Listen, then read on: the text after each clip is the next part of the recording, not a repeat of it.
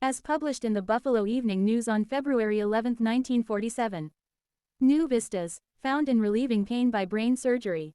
By Ed Kelly. Dr. Walter Freeman, of Washington, the neurologist who first introduced the controversial brain surgery known as prefrontal lobotomy into the U.S., declared Monday evening that the operation has opened new vistas in the relief of excruciating pain which accompanies numerous physical ailments.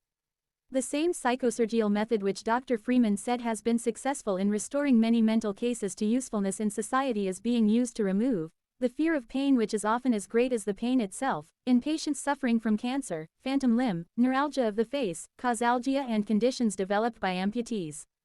The 51-year-old president of the American Board of Psychiatry and Neurology, and professor of neurology at George Washington University, paused here in Buffalo, en route to Mayo Clinic in Rochester, Minnesota, to address the more than 125 members and guests of the Malmones Medical Society of Buffalo at the Hotel Westbrook. Fibers are severed. Prefrontal lobotomy, devised by a Portuguese neurologist, Egas Manes, and brought here 10 years ago, is the surgical severing of the fibers which connect the emotional centers of the brain thalamus to the frontal portion of the brain. Cutting these fibers, Dr. Freeman said, stopping the emotional charge of fear that accompanies a person's ideas. The cases in which the operation has been employed to reduce pain have shown gratifying results, Dr. Freeman said. Patients complain of twinges rather than agony after the operation. Others say the pain has left them. The operation removes the fear of pain, and the pain thus becomes bearable, explained Dr. Freeman.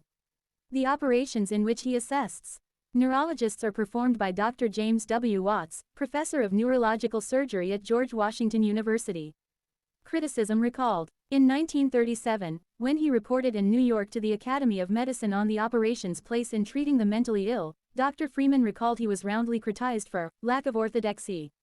Some still don't believe in the operation, but most of the criticism abated as the true value of the treatment became apparent. Emphasizing that the operation is restricted to certain mental types and does not cure all kinds of psychoses or neuroses, the speaker said more than 2,000 have been performed in the country, 50 of them in Buffalo. About 300 surgeons are qualified to do the operation, which requires special training. Dr. Freeman said 50% of the mental patients, most of them institution cases, operated on are capable of rejoining society and of holding a job or keeping house. Some return to their former positions as teachers, lawyers, or businessmen. Become more content. About 25% remain at home in their protective environment. The remainder stay in the hospital. Mortality in the operation is 3%. The operation produces surgically induced childhood during convalescence, the neurologist said, but the reintegration of the personality follows, and the patients grow up with gratifying rapidity. With their emotional fear and concern over personal matters removed, they are matter-of-fact individuals, more content, not too imaginative, cheerful, agreeable, but inclined to be outspoken and undiplomatic. Statistics show that Dr. Freeman said that 10% of the patients in Buffalo State Hospital could be discharged and at work in society by means of the operation.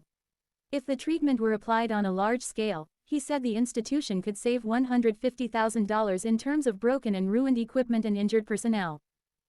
Thank you for watching.